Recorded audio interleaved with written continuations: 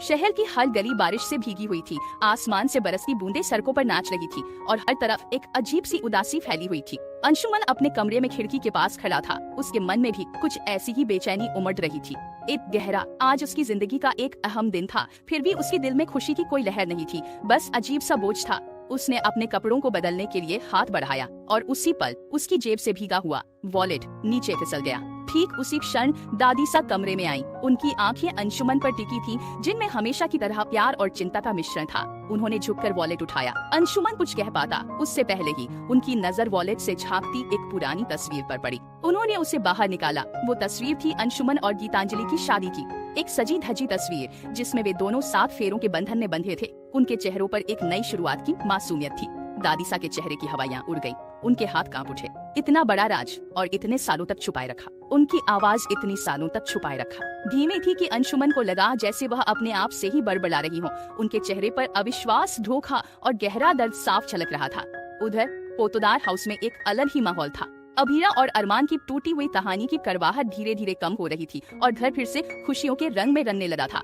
रिश्तेदारों की चहल पहल, शादी की तैयारियां और हर कमरे में चल रही रौनक, संगीत की हल्की धुनें और खिलखिलाहट की आवाजें गूंज रही थी। कोई नहीं जानता था कि घर की दीवारों के पीछे एक ऐसा तूफान पल रहा था जो सब कुछ तहस नहस कर देने वाला था। दादीसा के हाथों में वो तस्वीर सिर्फ एक कागज का टुकड़ा नहीं थी, बल्कि एक ऐसा भूचाल था जो पूरे घर को हिला देने वाला था। दादीसा की आंखों में जलता हुआ गुस्सा लिए अंशुमन को हॉल में घसीट कर ले आई। घर के सभी सदस्य खुशगवार माहौल में डूबे हुए अचानक दादीसा के रौद्र रूप को देखकर सकते में आ गए। अंशुमन का चेहरा पीला पड़ गया था। उसे पता था कि अब कुछ भी छुपा नहीं रहेगा। अंशुमन ने हिम्मत करके कहा, मुझे आप सबसे एक जरूरी बात करनी है। इससे पहले कि वो अपनी बात पूरी कर पाता, दादीसा ने उसकी बात गुस्से में काट दी। अब कुछ कहने को बचा ही कहाँ है। और चटाक एक जोरदार थप्पड़ की गूंज पूरे घर में फैल गई। सन्नाटा इतना गहरा था कि सुई गिरने की आवाज भी सुनाई देती। सभी आंखें दादीसा और अंशुमन पर टिकी थीं। हर कोई इस अप्रत्याशित घटना से स्तब्ध था। क्या यही सच बताने आए थे? दादीसा की आवाज में गहरा दर्द और क्रोध था। जिस लड़की पर हमने विश्वास किया, जिसने आपने अभीरा से शादी की बात चलाई, उसी से धोखा, और वो भी तब जब तुम पहले से शादीशुदा हो। उनकी आवाज में वो अथाह पीड़ा थी जो एक विश्वास टूटने पर आती है। अंशुमन के होंठ कांप रहे थे, उसके हाथ जुड़े हुए थे। दादीसा, मैं बताने वाला था। हालात ऐसे बन गए कि मैं हिम्मत नहीं कर पाया। उसकी आंखों में पश्चाताप था, लेकिन दादीसा सुनने को तैयार नहीं थी। हमें सब पता था। दादीसा ने अपनी बात खत्म कर दी। हम देखना चाहते थे कि सच बोलने की ताकत है तुम में या नहीं। और सुनो, गीतांजलि सिर्फ तुम्हारी बीवी नहीं है, वो तुम्हारे बच्चे की माँ बनने वाली है। यह सुनते ही घर में एक और बिजली सी कौंध गई। सबकी सांसें थम गई। अंशुमन के पैर लड़खड़ा गए। अब तक खामोश खड़ी अभीरा की आंखों से आंसुओं की धार बहने लगी। उसकी जिंदगी एक बार फिर टूटी थी। एक बार फिर उसे धोखे का सामना करना पड़ा था। उसके अरमान जो अभी अभी पंख फैलाने लगे थे, एक ही पल में टूटकर बिखर गए थे। जब पोतदार हाउस में सब कुछ बिखर रहा था, ठीक उसी वक्त एक और अप्रत्याशित मोड़ आया।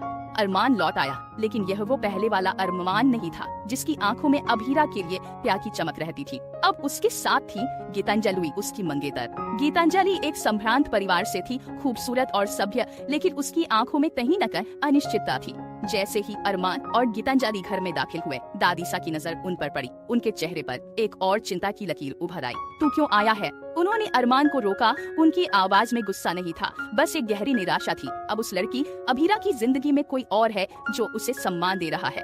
7 साल जिस लड़की ने एक उम्मीद में बिताए, अब तो उस उम्मीद को मारने क्यों आया है? अरमान चुप था। दादीसा की बातों में सच्चाई थी और वह जानता था वह खुद ही इस रिश्ते को तोड़ कर गया था। और अब जब अभीरा अपनी जिंदगी में आगे बढ़ रही थी, तो उसका लौटना केवल और दर्द ही देगा। उसने मायरा को देखा, जो उससे प्यार करती थी, उससे शादी करने को तैयार थी, लेकिन अरमान जानता था कि अभीरा की परछाई अब भी उन दोनों के बीच एक दीवार बनकर खड़ी थी। गीतांजलि की आंखों में भी अभीरा के नाम का डर साफ झलक रहा था। अरमान को समझ आ गया था कि वह कितना कुछ पीछे छोड़ आया है, और यह भी कि वह अब शायद ही कुछ ठीक कर पाए। बाहर से देखने पर पोतदार हाउस में फिर से खुशी का माहौल था। अंशुमन और अभीरा की सगाई की तैयारियां जोरों पर थी। क्यारा, तान्या, क्रिश, घर के युवा सदस्य सजावट में लगे हुए थे। हर तरफ मिठाई के डिब्बे रखे थे और खुशबू फैल रही थी।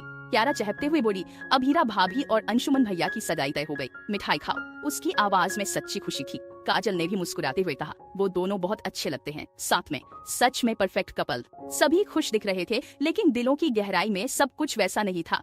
अंशुमन अपने अपराध बोध और एक नई जिंदगी की जिम्मेदारी के बोझ तले दबा हुआ था। अभीरा अपने टूटे हुए दिल के बावजूद एक नई शुरुआत की कोशिश कर रही थी, पर अतीत के जख्म अभी भी ताजा थे। अरमान अपनी मायरा के साथ होने के बावजूद अभीरा की यादों से घिरा हुआ था। मायरा अरमान के प्यार को पाने के बावजूद अभीरा की मौजूदगी से असुरक्षित महसूस कर रही थी। घर की रौनक सिर्फ एक मुखौटा थी जिसके पीछे कई उलझे हुए रिश्ते और अनकही कहानियां दम तोड़ रही थी। रात का सन्नाटा गहरा हो चुका था। अभीरा अकेले अपने ऑफिस में बैठी थी। उसकी आंखें सूजी हुई थी, मन में तूफानों का शोर था। उसके सामने कागज बिखरे पड़े थे, पर उसका ध्यान काम में नहीं था। तभी दरवाजा खुला, अरमान अंदर आया। उसकी आंखों में भी वही दर्द और पछतावा था जो अभीरा के दिल में था। अभीरा ने उसे देखा, उसकी आवाज में कड़वाहट थी। यहाँ क्यों आए हो? तुमसे बात करनी है। अरमान की आवाज धीमी थी पर दृढ़ थी। मेरी लाइफ अब पर्सनल है, उसमें तुम मत घुसो। अभीरा ने उसे टालने की कोशिश की, लेकिन अरमान चुप नहीं रहा। उसने एक गहरी सांस ली, जैसे अंदर के सारे दर्द को बाहर निकालना चाहता हो। अच्छा, वो मैंने डिवोर्स दे दिया था। तुम अंशुमन से शादी करो, मैं गीतांजलि से करूंगा। यह सुनते ही अभीरा के सब्र का बांध टूट गया। उसके पास रखी पानी की बोतल को उसने उठाया और चपाक अरमान के मुंह पर पानी फेंक दिया। हिम्मत कैसे हुई ये सब बोलने की? अभीरा चिल्लाई। उसकी आंखों में आग थी। अरमान पलटा, उसकी आंखों में भी उतनी ही तीव्रता थी। तुम मेरी जिंदगी से निकल गई हो अभीरा, दोष मत दो। दर्द, गुस्सा, पछतावा सब उसकी आंखों में था। वह जानता था कि उसने गलती की है, लेकिन अब वह उस गलती को सुधारने की स्थिति में नहीं था। उसने अभीरा को आखिरी बार देखा और फिर मुड़कर दरवाजे से बाहर निकल गया। क्या हमेशा के लिए? अभीरा वहीं ढेर होकर रह गई। उसके आंसू एक बार फिर बह निकले। अभीरा वहीं बैठी रो रही थी। उसके आंसू थमने का नाम नहीं ले रहे थे। तभी दरवाजे पर हल्की दस्तक हुई और अंशुमन अंदर आया। उसने अभीरा को देखा, उसका दिल भी दर्द से भर गया। आपके आंसू नहीं देख सकता। अंशुमन की आवाज में गहरा दुख था, पर मैं उन्हें पोंछने का हक भी नहीं रखता। उसे अपने किए पर शर्मिंदगी थी और वह जानता था कि अभीरा के इस दर्द की वजह कहीं ना कहीं वह भी था। अभीरा ने अपनी सूजी हुई आंखें उठाई और अंशुमन की तरफ देखा। उसे लगा कि शायद इस खालीपन को भरने का यही एक रास्ता है। अगर आप अब भी मेरा हाथ थामना चाहते हैं तो मैं तैयार हूँ। उसकी आवाज में एक अजीब सी थकावट थी, जैसे वह हार मान चुकी हो, पर अब भी थोड़ी उम्मीद बाकी हो। अंशुमन की आंखें भर आई। यह उसके लिए एक दूसरा मौका था, एक ऐसी उम्मीद जो उसने शायद खो दी थी। मैं पूरी दुनिया छोड़ सकता हूँ, पर आपको कभी दुखी नहीं देख सकता। उसके शब्द सच्चे थे। उसने अभीरा का हाथ थामा और इस बार उस हाथ में एक नई शुरुआत का वादा था। अगले दिन दादी सा ने अंशुमन को गले लगाकर बधाई दी। तूने सही फैसला लिया। उनकी आंखों में अब भी चिंता थी, लेकिन थोड़ी राहत भी थी। घर में फिर से रौनक लौट आई थी। शहनाई की आवाजें फिर से सुनाई दे रही थी, पर वो रौनक कितनी देर टिकेगी ये कोई नहीं जानता था। यह सिर्फ एक अस्थायी शांति थी, एक तूफान से पहले की खामोशी। उधर अरमान एक सुनसान रेस्टोरेंट में अकेला बैठा था। उसने 5 बाउल नूडल्स मंगवाए थे, पर एक भी नहीं खाया। उसके सामने रखी प्लेटें अनछुई पड़ी थी, जैसे उसके अंदर का खालीपन उसके खाने की इच्छा को भी निगल गया हो। उसकी आंखों में दूर कहीं शून्य था। वह अपने ही विचारों में खोया हुआ था। तभी चाचा सा आए और उसके सामने वाली कुर्सी पर बैठ गए। उन्होंने अरमान के कंधे पर हाथ रखा। तो अब भी उससे प्यार करता है ना बेटा? उनकी आवाज में वात्सल्य और समझदारी थी। उसकी आवाज में घुटन थी। प्यार करता हूँ, पर अब बहुत देर हो गई है चाचा सा। उसके शब्द उसके दिल के टुकड़े थे जो बाहर निकल रहे थे। उसे पता था कि उसने एक ऐसी गलती की है जिसे शायद सुधारा नहीं जा सकता। अरमान का गुस्सा, उसका टूटना और मायरा का बढ़ता डर सब मिलकर उसकी जिंदगी को अंधेरे में धकेल रहे थे। मायरा जानती थी कि वह अरमान को प्यार करती है, पर वह ये भी जानती थी कि अभीरा की परछाई हमेशा उन दोनों के बीच रहेगी। अरमान अपनी जिंदगी की पतवार खो चुका था और वह खुद को एक गहरे दलदल में फंसा महसूस कर रहा था, जहाँ से निकलने का कोई रास्ता नहीं दिख रहा था। पोतदार हाउस एक बार फिर दुल्हन की तरह सजा हुआ था। तानिया शगुन लेकर आई थी। चारों तरफ खुशियों का माहौल था। हर कोई अंशुमन और अभीरा की सगाई की तैयारियों में मशगूल था, लेकिन किसी को अंदाजा नहीं था कि दूर खड़ी एक और ताकत थी जो सब बदलने वाली थी।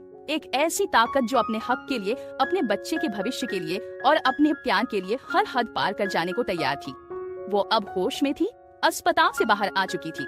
उसके चेहरे पर अब वो खोया हुआ भाव नहीं था, बल्कि एक दृढ़ संकल्प था। उसकी आंखों में अपनी पहचान, अपने सम्मान और अपने बच्चे के हक को वापस पाने की आग थी। उसे पता था कि अंशुमन ने उससे शादी की थी, उसके बच्चे का बाप था, और अब वह किसी भी कीमत पर अपनी जगह छोड़ने को तैयार नहीं थी। वह अपनी पहचान छीनने नहीं, बल्कि सब कुछ वापस लेने आई थी, अपने बेटे के हक के लिए, अपनी शादी के लिए।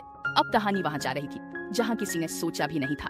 ये सिर्फ एक शादी का मामला नहीं था, बल्कि कई जिंदगियों, कई रिश्तों और कई अनकहे राजों का टकराव था। तूफान अभी तक आया नहीं था, लेकिन उसकी गूंज सुनाई देने लगी थी। क्या गीतांजलि के आने से अंशुमन और अभीरा की शादी हमेशा के लिए रुक जाएगी? क्या अरमान अपने अधूरे प्यार के लिए एक बार फिर अपने दिल की सुनेगा, या मायरा के साथ एक नए रिश्ते में बंध जाएगा? क्या मायरा का अतीत या उसका डर कोई और राज लेकर आएगा जो इस उलझी हुई कहानी को और जटिल बना देगा? और सबसे बड़ा सवाल, क्या अब हीरा इतनी बार चोट खाने के बाद फिर से अपने दिल की आवाज सुनेगी और अपने प्यार के लिए लड़ेगी या नियति के आगे हार मान लेगी? यह कहानी अब एक ऐसे मोड़ पर खड़ी है जहां से हर कदम एक नई दिशा लेगा। कौन जीतेगा और कौन हारेगा, कौन अपने प्यार को पाएगा और कौन हमेशा के लिए अकेला रह जाएगा, ये तो आने वाला समय ही बताएगा। क्योंकि भैया